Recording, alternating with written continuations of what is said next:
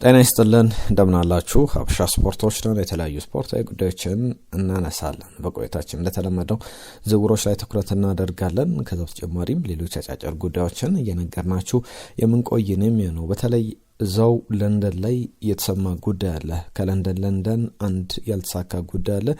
በዚህ ጉዳይ ላይ አንዳንድ ነጥቦችን እየተመለከተን እንቆያለን። በክለቦቹ መካከል በቅርብ ጊዜያት ላይ ባለፉት 14 ዓመት አካባቢ ዝውውር አልተፈጸመም። አሁን ግን ዝውውር ሊፈጸም ይችላል እየተባለ ይገኛል። የምንመለከተው አንደኛው ጉዳይ ነው። አርሰናል ኒኮ ዊሊያምስ ላይ ተስፋ ተመልክቷል። በተለይ ደግሞ በባርሰሎና ጉዳይ የተነሱ ያሉ ዝርዝር ጉዳዮች አሉ። ምን አይነት አካሄድ ሊከተል ይችላል? የኤብሬቼዜ ጉዳይም በትናንትናው ዕለት በስፋት ሲነሳ ነበረ። አሁንም አዳዲስ ጉዳዮች ወጥተውበታል። ማንቸስተር ዩናይትድ አጥቂ ፍለጋ እየሄደበት ያለው ርቀትን በተመለከተ ከአጥቂዎቹ ጋር በተያያዘ እየመጡ ካሉ ተጫዋቾችም እንዲሁም ደግሞ ይፈርማሉ ተብሎ ከሚጠበቁ ስሞች በተጨማሪም አዳዲስ ስሞችን እየተመለከተን የምንገኘው ከማንቸስተር ዩናይትድ ዝውውሮች ጋርም በተያያዘ በርከት ያሉ ነጥቦች እናነሳለን። ሊቨርፑል አሁንም ስራ ይበቃኛል አለም። በርከት ያሉ ተጫዋቾችን እየፈረመ ከዛ በተጨማሪም የሚለቁም ተጫዋቾች እንዳሉ እየተመለከትን፣ ነገር ግን አዳዲስ ተጫዋቾችንም ፍለጋ ገበያ ላይ እንደሆነ እየተመለከትን እንገኛለን። እነዚህን የሊቨርፑል ጉዳዮችም የምንመለከታቸው ነው የሚሆነው። በቻላችሁት አብራችሁን ቆዩ። የቼልሲ ጉዳይም ጆዋ ፔድሮን አስፈርሟል ማለት ይቻላል። የሕክምና ምርመራውን ለማድረግ አሜሪካን የሚገኘው በዚሁ ቀን ይፋ የሚደረግ አይነት ዝውውር ነው። ከተጨማሪ ጄሚ ጊተንስ እንግሊዛዊው የቦርሲያ ዶርትመንድ ተጫዋች በእንግሊዝ ታዳጊ ቡድኖች በማንቸስተር ሲቲ ያለፈ ነው። አሁን ደግሞ የቼልሲ ፈራሚ እንደሚሆን የተረጋገጠ ጉዳይ ነው። ያለቁ ዝውውሮች መካከል ሊጠቀሱ የሚችሉ አይነት ዝውውሮች ናቸው ሁለቱም፣ የጆዋ ፔድሮም የጄሚ ጊተንስ። ከዛ በተጨማሪ ግን አሁን ከዛው ከለንደን ከዌስትሃም ሊያስፈርሙ የሚፈልገው ተጫዋች አለ። በቅርብ ጊዜያት ቼልሲ ከዌስትሃም ያስፈረማቸው ተጫዋቾች አሉ። ወደ ዌስትሃምም ያመሩ ከቼልሲ ተጫዋቾችን መጥቀስ ይቻላል። እነዚህ እየተነሱ ያሉ ጉዳዮች አሉ። ሌሎች አጫጭር የዝውውር ጉዳዮችም እየተመለከትን የምንቆየ ነው የሚሆነው። ከማንቸስተር ዩናይትድ ጋር በተያያዘ የቅድመ ውድድር ዘመን ዝግጅቱን መቼ ይጀምራል እንመለከተዋለን። በቻላችሁት አብራችሁን ቆዩ። ሀበሻ ስፖርትን ሰብስክራይብ በማድረግ ቤተሰብነታችሁን አሳዩን። ይህንን ቪዲዮ ብዙ ሰው ጋር እንዲደርስም ላይክ አድርጋችሁ እንድትጀምሩ አስቀድመን እናሳስባለን። በቀጥታ ወደ ጉዳዮቻችን ነው የምናልፈው። መረጃዎቻችንን ስናስቀድም በተለይ ደግሞ ማንቸስተር ዩናይትድ ቤት አንዳንድ ነጥቦችን እናንሳ። ከክለቡ ጋር በተያያዘ የሚነሱ ጉዳዮች አሉ። ማንቸስተር ዩናይትድ ባለፈው የውድድር ዘመን ምንድን ነበር ችግሩ በሚል ብዙ ከውድድር ዓመቱ መጠናቀቅ በኋላ እንደ የትኛውም ዘመናዊ ክለብ የሚሰራ ግምገማ ይኖራል። ከዚህ ጋር በተያያዘ ብዙ ትኩረታቸውን ያደረጉት ገና ከወዲሁ የተከላካይ ስፍራው በጣም ጠንካራ የሚባል በፕሪሚየር ሊጉ ላይ አንደኛ የማይነካ የሚባል አይደለም። ነገር ግን ትኩረታቸውን አሁን ያደረጉት አጥቂ ስፍራ ላይ ከፊት ማንቸስተር ዩናይትድ ለምሳሌ በባለፈው የውድድር ዘመን ብዙ ጊዜ ስንመለከት ግብ ክልል ላይ ሲደርስ በቁጥር በጣም አንሶ ነው የሚደርሰው። ያ ማለት ማንቸስተር ዩናይትድ በሁለትና በሶስት ተጫዋች ከ5 እና 6 የተቃራኒ ቡድን ተከላካዮችና አማካዮች ጋር የሚፋለምበት ነው። ብሩኖ ፈርናንዴዝ፣ ጋርናቾ ወይም ደግሞ ራስመስ ሆይሉን እና ዜርኬዝ ሲደርሱ ነበር የምንመለከተው። ያ ደግሞ ትክክል አካሄድ እንዳልሆነ የቡድኑን ሙሉ አወቃቀርም በጥሩ መንገድ እየሄደ እንዳልሆነ የሚያሳይ ነው በሚል የሚነሱ ሀሳቦች እንደነበሩ እናስታውሳለን። አሁንም ያንን ለመፍታት በፕሪሚየር ሊግ ላይ ልምድ ያላቸው ከዛ በተጨማሪ ረጅም ርቀትን ኳስ እየገፉ መሄድ ቡድኑን አንድ ማሻገር የሚችሉ ተጫዋቾችን ለማስፈረም ጥረት እያደረገ ይገኛል። ማቲያስ ኩና የዚህ ምሳሌ ነው። ከዛ በተጨማሪ የብሪያን ምቤሞ ጉዳይ ይነሳል። ለምሳሌ ባለፈው የውድድር ዘመን ዝም ብሎ አይደለም ማንቸስተር ዩናይትድ በማጥቃቱ በጣም ደካማ ነው የሚባሉ ለምሳሌ ከ20 የፕሪሚየር ሊግ ክለቦች በ15ቱ በግብ ይበለጣል። 15ቱ ከማንቸስተር ዩናይትድ የተሻለ ግቦችን አስቆጥረው አጠናቋል። ያ ማለት በትክክልም ችግሩን የሚያሳይ ነው። በፕሪሚየር ሊጉ ላይ ማንቸስተር ዩናይትድ ለምሳሌ ካስቆጥራቸው ግቦች የዩናይትድ 44 ግቦችን ጠቅሰን ማቲያስ ኩና እንዲሁም ደግሞ ብሪያን ምቤሞና ሊያም ዴላፕ 47 ግቦችን በግላቸው የሶስቱ ግቦች ተደምረው ከማንቸስተር ዩናይትድ አጠቃላይ የቡድን ስብስብ ግቦች የተሻለ እንደሆነ የተመለከትንበት እንደሆነ መናገር ይቻላል። ይህም በደንብ ከቡድኑ ጋር ጥያቄ የሚያስነሳ ነው። ለሩበን አሞሪምም ትልቅ የቤት ስራ ይዞ የመጣ ነው። ለዛም ይመስላል ዝውውሮቻቸውን በዛ ላይ ትኩረት አድርገው እየሰሩ የሚገኙት። ከብሪያን ምቤሞ ጋር በተያያዘ እየተነሳ ያለው ጉዳይ አንደኛው ብሬንትፎርድ ኃላፊዎች መካከል አንደኛው ፊል ወደ ብዙሃን መገናኛዎች ወጥቶ የሰጡ አስተያየት ነው። ተጫዋቹ በሚገባው ልክ የማይከፈልበት ከሆነ በዛው በቡድኑ በብሬንትፎርድ በለንደን ቢቆይ ብዙም በጂቴክ ስቴዲየም ብንመለከተው በሚቀጥለው ውድድር ዘመን ብዙ የሚያስገርም አይደለም፣ ያንንም ጠብቁ ሲል አስተያየቱን ሰጥቷል። በትክክልም በተጫዋቹ በኩል በዛው እንደ ማንቸስተር ዩናይትድ ጥያቄ በተለይ ማንቸስተር ዩናይትድ ብዙ ገፍቶበት እየሄደ ነው። ቶትናም የተጫዋቹ ፈላጊ ነው። በእርግጥ ተጫዋቹም ወደ ማንቸስተር ዩናይትድ መሄድ መፈለጉን ተከትሎ የበለጠ ቅርርቦሽ አለ በሚል የሚነሱ ጉዳዮች ነበሩ። ነገር ግን ያንን በሚፈለገው ደረጃ እየሄደ እንዳልሆነ እየተመለከተን እንገኛለን። ጥያቄዎችም ተነስተዋል። ከዛ በተጨማሪ ግን የማንቸስተር ዩናይትድ ሰዎች ትኩረታቸውን የአስቶን ቪላ አጥቂ ኦሌ ዋትኪንስ ላይ አድርገዋል። ከቀናት በፊት ኦሌ ዋትኪንስ ወደ አርሰናል ሊሄድ የሚችልበት እድል እንዳለ ስንሰማ ነበር። አሁን ደግሞ አስቶን ቪላን በማናገር በኩል የማንቸስተር ዩናይትድ ከፍተኛ አመራሮች፣ ስራ አስፈጻሚዎች ከአስቶን ቪላ እኩዮቻቸው ማለት እንችላለን ከአስቶን ቪላ አመራሮች ጋር ንግግር ስለመጀመራቸው በወኪሎች አማካይነት ድርድሮች ለማድረግ ፍላጎት አሳይተዋል ተብሏል። በጣም ትክክለኛ ምርጫ ይመስላል። ኦሌ ዋትኪንስ ሚኬል አርቴታ 40 ሚሊዮን ፓውንድ በጥር ዝውውር መስኮት አቅርቦ ውድቅ የተደረገበት ዝውውር ነው። ለምን እንደሚፈልገው ቁጥሮቹ ብቻ በደንብ የሚነግሩ ነው። ማርከስ ራሽፈርድን የሚፈልገው አይነት ክለብ የመጣ አይደለም። 40 ሚሊዮን ፓውንድ አስቶን ቪላ ማስፈረም መብት ነበረው፣ እሱን አልተጠቀመም። ወደ ማንቸስተር ዩናይትድ ይመለሳል። የቀድሞ ውድድር ዘመን ዝግጅት ሲጀምሩ ከዛ በተጨማሪ 8 ቀናት አካባቢ ቀርተውታል። የማንቸስተር ዩናይትድ የቀድሞ ውድድር ዘመን ዝግጅት ሊጀመር ተጫዋቾች ወደ ካሪንግተን ሊመለሱ የ8 ቀናት እድሜ ነው የቀረው። ስለዚህ ከዚሁ ጋርም በተያዘ ከሚነሱ ጉዳዮች መካከል ማርከስ ራሽፈርድም ወደ ማንቸስተር ዩናይትድ መመለሱ አይቀርም። ሌሎችም ስሞችን መጥቀስ ይቻላል። ከነዚህ መካከል እነ ጄደን ሳንቾ ይጠቀሳሉ። በርከት ያሉ ተጫዋቾች ወደ ማንቸስተር ዩናይትድ ይመለሳሉ። በውሰት ወደ ተለያዩ ክለቦች ተዘዋውረው የነበሩ ተጫዋቾችን ማለት ነው። ከነዚህ መካከል ደግሞ አንደኛው እንዳልኩት ማርከስ ራሽፈርድ ነው። 40 ሚሊዮን ፓውንድ የማስፈረም መብት ነበረው። ያንን ቬላ አልጠቀምም ማለቱን ተከትሎ ማንቸስተር ዩናይትድ አሁን ኦሌ ዋትኪንስን ለማስፈረም ድርድሩን ጀምሯል። ዋትኪንስ በተለይ ደግሞ ራስመስ ሆይሉንንም ለመልቀቅና ተጫዋቹ ኦሌ ዋትኪንስን ለማምጣት ፍላጎት አላቸው። 75 ግቦችን በ180 ጨዋታዎች ለአስቶን ቪላ አስቆጥሯል። ባለፉት 5 የውድድር ዘመናት ቢያንስ ከ10 በላይ ግቦችን ያስቆጥራል። ባለፈው ወይም በተጠናቀቀ የውድድር ዘመን ብንመለከት የኦሌ ዋትኪንስን ጉዳይ በፕሪሚየር ሊጉ ብቻ 24 የግብ ተሳትፎ ነበረው። ያ ማለት ከአሌክዛንደር አይዛክ እንዲሁም ደግሞ ከርሊንግ ብራውት ሃላንድ ቀጥሎ ሁለተኛው ብዙ የግብ ተሳትፎ ያለው የፕሪሚየር ሊጉ ተጫዋች ነው። አይዛክ 29 የግብ ተሳትፎ ነበረው። ከርሊንግ ብራውት ሃላንድ 25 የግብ ተሳትፎች እንደነበሩት ይታወቃል። በዛ ደረጃ ትልቅ ኤሊት የሚባል የፕሪሚየር ሊጉ ልምድ ያለው ባለፉት ዓመታት በፕሪሚየር ሊጉ ላይ ራሱን ያሳየ አይነት ተጫዋች እንደሆነ ተመልክተናል። ከዋትኪንስ ጋር በተያዘ የእድሜው ጉዳይ ይነሳል። 29 ዓመቱ ላይ ይገኛል። ያ ማለት አሁን ማንቸስተር ዩናይትድ ቢያንስ 40 ሚሊዮን ፓውንድ ቢከፍልበት በደንብ በሚቀጥሉት 2-3 የውድድር ዘመናት ቢያገለግለው የሚያዋጣ ነው። ከዛ በኋላ ግን በትልቅ ደረጃ በትልቅ ክፍያ ተጫዋቹን ማስፈረም በጣም ከባድ ነው። አሁን ሩበን አሞሪም ምንድን ነው እየፈለጉ ያሉት የሚለውን ስንመለከት በማንቸስተር ዩናይትድ የማቲያስ ኩናን ጉዳይ አንስተናል። 26 ዓመቱ ላይ ይገኛል። ብሪያን ምቤሞን ይፈልጋሉ። 25 ዓመቱ ላይ ይገኛል። እነ ቪክተር ጊዮኬሬሽ 27 ዓመታቸው ላይ ይገኛል። ወጣት ተጫዋቾች ላይ የነገ ተስፋ የሚባሉ ለምሳሌ እነ ራስመስ ሆይሉን ከዛ በተጨማሪ ጆሹዋ ዜርኬዝን ሲያስፈርሙ በዛ ደረጃ ወጣት ተጫዋቾችን ለማጎልበት አልመው ነበር የማንቸስተር ዩናይትድ አመራሮች። አሁን ግን ኤሊት የሚባሉ በእግር ኳስ ፒክ ደረጃ ላይ የደረሱ ተጫዋቾችን ለማስፈረም ፍላጎት እንዳላቸው እየተመለከትን እንገኛለን።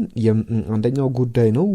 በቀጣይ ቀናትም ከማንቸስተር ዩናይትድ ጋር በተያያዘ በስፋት እንመለከተዋለን። ከዛ ውጭ የማርከስ ራሽፈርድ ጉዳይ እንዳነሳ ነው ሁሉ ማርኮ አሴንሲዮ እንዲሁም ደግሞ ዲሳሲ ወደ ክለቦቻቸው ተመልሰዋል።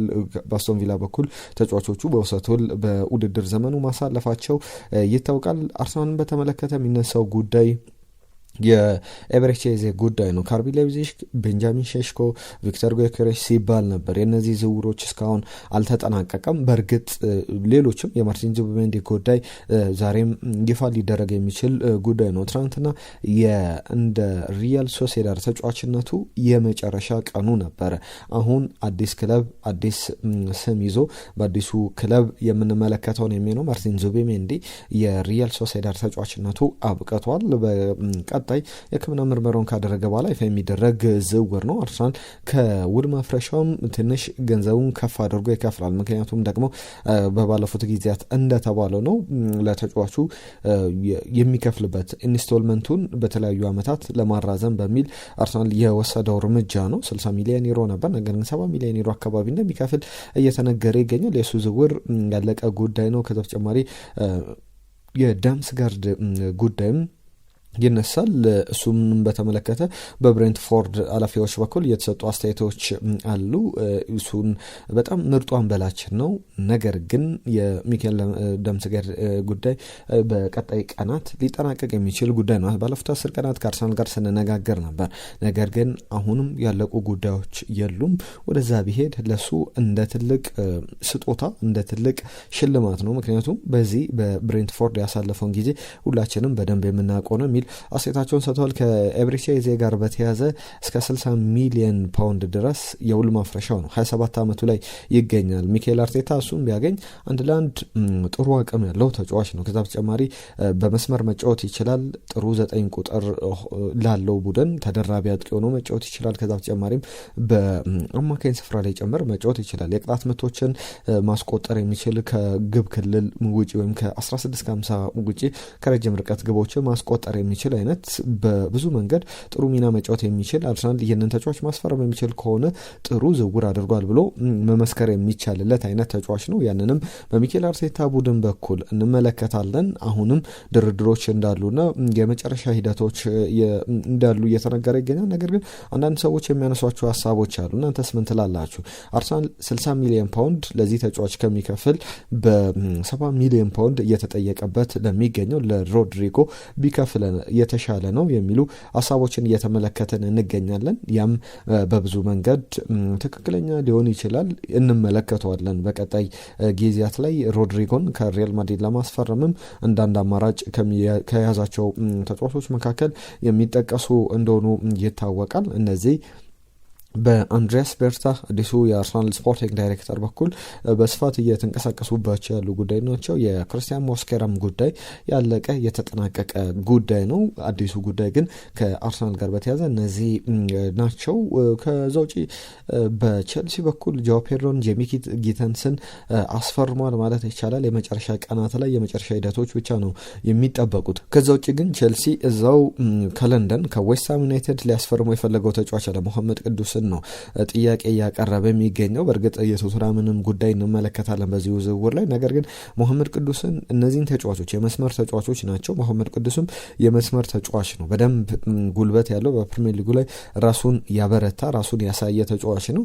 ያንን ለማሳካት ቼልሲዎች ሂደት ላይ ይገኛሉ እየተባለ ይገኛል። በእርግጥ መሐመድ ቅዱስ የሚመጣ ከሆነ ሌሎችም ከክለቡ ሊለቁ የሚችሉ ተጫዋቾች ይኖራሉ። ከዚህ በፊት እንደተጠቀሰው አይነት ነው። አሁን በቼልሲ በኩል የጋናዊ ተጫዋች የሚፈርም ከሆነ በደንብ የፕሪሚየር ሊጉ ልምድ በቻምፒየንስ ሊግ ላይ ልምድ ያለው በአያክስ አምስተርዳም በደንብ የተጫወተ ከዛ በኋላ በዌስትሃምም ፕሪሚየር ሊጉን የለመደ አይነት ተጫዋች ነው። ነገር ግን እስከ 70 ሚሊዮን ፓውንድ ድረስ ዌስትሃም ዩናይትድ ለተጫዋቹ ይጠይቃል። ያም አንደኛው ትልቁ ጉዳይ ነው ከቼልሲ ጋር በተያያዘ። በዚህ ዝውውር ላይ ግን የቶትናምንም ጥያቄ እየተመለከተን እንገኛለን። ቶትናም ሆትስፐር ጋር በተያያዘ እየተሰሙ ካሉ ጉዳዮች መካከል መሐመድ ቅዱስን ማስፈረም ይፈልጋል። ቶትናም ለመጨረሻ ጊዜ ከዌስትሃም ዩናይትድ ተጫዋች ያስፈረመው እንደሚታወቀው 2011 ላይ ነው። ስኮት ፓርከር ከዌስትሃም ዩናይትድ ዌስትሃም ልክ ከፕሪሚየር ሊጉ ሲወርድ ወደ ቶትናም ነበር ያመራው። ከዛ በኋላ አንድም ዝውውር በቶትናምና በዌስትሃም ዩናይትድ በኩል ተደርጎ አያውቅም። 14 ዓመታት ተቆጥሯል። ዳንኤል ሌቪ በአንድ ወቅት በእርግጥ ኤማኑኤል አዴባየር የቶጌተ አጥቂ የቀድሞ አርሰናል የማንቸስተር ሲቲ የቶትናም ተጫዋች ወደ ዌስትሃም ሊያመራ ተቃርቦ ነበረ። ነገር ግን ዳንኤል ሌቪ ነበሩ ዝውውሩን ያገዱት። በወቅቱም በደንብ አሳሳቢ ነበረ።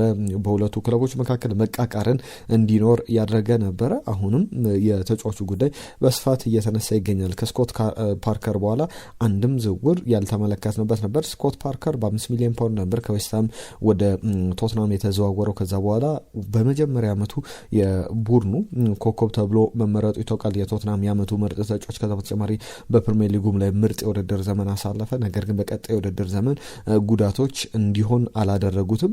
ያም በትልቅ ደረጃ ይጠቀሳል። ከዛ ውጪ የአርሰናልን ጉዳይ ስናካትት የባርሰሎናና የዊሊያምስ ጉዳይ ኒኮ ዊሊያምስ ጉዳይ በስፋት እየተነገረ ይገኛል። ከሰሞኑ አነጋጋሪ ነበረ። በግድግዳ ላይ ምስሎቹን ለተከታታይ ጊዜያት የቢልባው ደጋፊዎች ሲያጠፉ ነበረ። ቢልባዎች እንግዲህ ከኛ እንዳንዱ ብለው ይቆጥሩት ነበር። ነገር ግን በመጨረሻ ወደ ባርሰሎና ሊዘዋወር መቃረቡን ተከትሎ በተለይ እንደ ከሃዲ የቆጠሩት በግድግዳ ላይ የሱ የኢናኪ ዊሊያምስ፣ ኢከር ሙኒየን እንዲሁም ደግሞ የኒኮ ዊሊያምስ ምስል ያለበት የዋንጫ የኮፓ ዴላሬን ዋንጫ ይዘው ደስታቸውንም በሚገልጹበት አይነት ምስሎቻቸው ግድግዳ ላይ ተስለው ነበር። ነገር ግን የቢልባኦ የአትሌቲክ ቢልባኦ ደጋፊዎች ምንድን ነው በጽሁፉ ላይ ያሉት እንግዲህ ክብር ሰተናሃል፣ ያንን ክብር ደግሞ መመለስ ካልቻልክ በሚል ነው ብዙ ወቀሳ የሚመስል ነገር ያስተላለፉለት። በቢልባኦ በኩል ተጫዋቹን ወደ ባርሰሎና ለመልቀቅ ተጫዋቹን ወደ ባርሰሎና ለመሄድ ፍጹም ፍላጎት አላቸው። ነገር ግን በባርሰሎና በኩል ተጫዋቹን ለማስመዝገብ አሁን ምንም አይነት አቅም የለውም። ሌሎች ተጫዋቾች መልቀቅ አለባቸው። በዚህ ምክንያት አሁን የውሉ ጉዳይ ሪስክ ውስጥ ነው የሚሉ ዘገባዎችን እየተመለከተ እንገኛለን። ሪስኩን ደግሞ ለመቀነስ ባርሰሎና ተጫዋቾች መሸጥ ይፈልጋል። ነገር ግን ከባርሰሎና ሊወጡ የሚፈልጉ ተጫዋቾች አሉ። አንድሬስ የሉም ማለት ይቻላል። አንድሬስ ክርስተንሰን የቀድሞ ቼልሲ ተከላካይ ከባርሰሎና መውጣት አልፈልግም ብሏል። ሌሎችም ተጫዋቾች እነ ፍራንኪ ዲዮን ከዚህ በፊት ሲያደርጉት ነበረ። ራፊና አልፈልግም ከባርሰሎና መልቀቅ ብሎ ብዙ ተጫዋቾች ከባርሰሎና መልቀቅ አይፈልጉም። ትልቅ ደሞዝ ይከፈላቸዋል። ባርሰሎና አሁንም ተጫዋቹን ለማስፈረም አለመቻሉን ተከትሎ በቀጣይ ቀናት ከአርሰናል ጋር በተያያዘ አርሰናልና ባየር ሙኒክ ሰፊ እድል እንዳላቸው በስፋት እየተዘገበ ያለ ጉዳይ ነው። የሉዊስ ዲያዝን ጉዳይም ላንሳው። በዚሁ ሉዊስ ዲያዝን በተመለከተ ባየር ሙኒክ ወደ ዝውውሩ መጥቷል። በተለይ ደግሞ ባየር ሙኒኮች የመስመር ተጫዋቾች ይፈልጋሉ። ሊሮይ ዛኔ ክለቡን ለቋል። ሰርጂ ናብሬ በእርግጥ በክለቡ አለ። ከዛ በተጨማሪ የኪንግስሌ ኮማንም ጉዳይ ያለየለት ጉዳይ እንደሆነ ይታወቃል። ባለፉት አመታት ላይ ጥሩ ግልጋሎት አሳይቷል። ለምሳሌ በተጠናቀቀ የውድድር ዘመን በ50 ጨዋታዎች በሁሉም ውድድሮች 17 ግቦችን አስቆጥሯል። ወደ ባርሰሎና ሄዳል ሲባል ነበር። ተጫዋቹም አዲስ ነገር መሞከር ፈልጋለው በሊቨርፑል በእርግጥ ከመጀመሪያው ቀን ጀምሮ በጣም ደስተኛ ነኝ ሲል ነበር። ነገር ግን አሁንም አዲስ ቻሌንጅ እንደሚፈልግ የተነገረ ባለበት ሰዓት ላይ ባርሰሎና ተጫዋቹን ይፈልግ ነበር። ነገር ግን ባርሰሎና አሁን ተጫዋቹን በማስፈረም አቅም ላይ አይገኝም። ስለዚህ ያ ደግሞ በብዙ መንገድ ትኩረትን የሚስብ ሆኗል። በቀጣይ ጊዜያት ላይ ሊነሱ ከሚችሉ ጉዳዮች መካከል የተጫዋቹ ጉዳይ ነው። በባርሰሎና በኩል እነዚህን ጉዳዮች እንመለከታለን። አሁን ኮንትራት አለኝ በቅርብ ጊዜ ከሰጣቸው አስተያየቶች መካከል ነገር ግን ወደ ተለያዩ ክለቦች ባመራ ችግር የለብኝም አይነት አስተያየት ሰጥቶ ነበረ። ጥር 2022 ላይ ነበር የመጣው በ50 ሚሊዮን ፓውንድ ከፖርቶ የፈረመ ተጫዋች ነው። ከዛ በኋላ ግን 41 ግቦችን በሁሉም ውድድሮች 148 ጨዋታዎችን አድርጓል።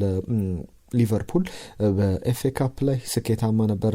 2 የካራባኦ ካፕ ዘንድሮም የፕሪሚየር ሊግ ዋንጫን ማሳካት ችሏል። እስከ 2027 ድረስ ውላለው። ነገር ግን ወደ ባየር ሙኒክ ሊሄድ የሚችልበት እድል እንዳለ በደንብ እየተነገሩ ካሉ ጉዳዮች መካከል የሚጠቀስ አይነት ዝውውር ነው። እነዚህን ጉዳዮች በስፋት ተመለከተን። የተወደዳችሁ ስፖርታዊ ጉዳዮቻችን የዝውውር መረጃዎቻችንም እነዚህን ይመስሉ ነበር። አብራችሁን ስለነበራችሁ ከልብ እናመሰግናለን። በድጋሚ ሀበሻ ስፖርትን ሰብስክራይብ እንድታደርጉ እናስታውሳለን።